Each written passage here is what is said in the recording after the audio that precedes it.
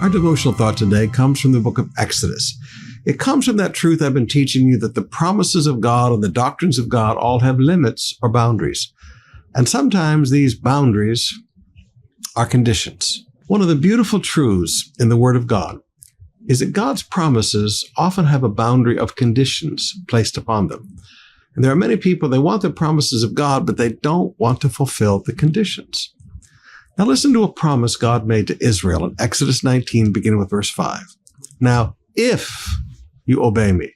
Now, when you see a promise like that in the Bible, circle it.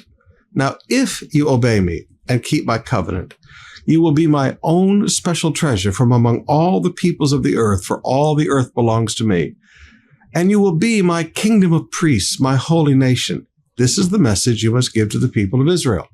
An incredible promise, a promise of relationship, a promise of service, but it was all based on an if. If you will obey me and keep my covenant. There was a condition there, obedience and keeping the covenant. He said, then we're going to have relationship. You're going to be my special treasure. And he said, we're going to have service. You're going to be my kingdom of priests. You're going to be my holy nation. Now, God hasn't changed in his desire to touch a world with a body of people. 1 Peter 2:23. The church now is called a holy nation. The church is called a kingdom of priests today. God always wants to take a group of people and use us to serve him to touch a world. But he makes beautiful promises to us, but there are some conditions. Now, we are a people who believe in salvation by grace. But once we are saved by grace, we are also to live a sanctified life.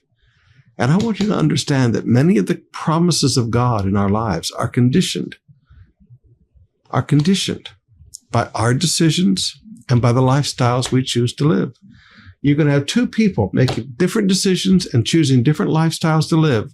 One will walk in the promises of God, and one will be frustrated and say, where are the promises of God? God hasn't changed. Just one fulfilled the conditions. One did not.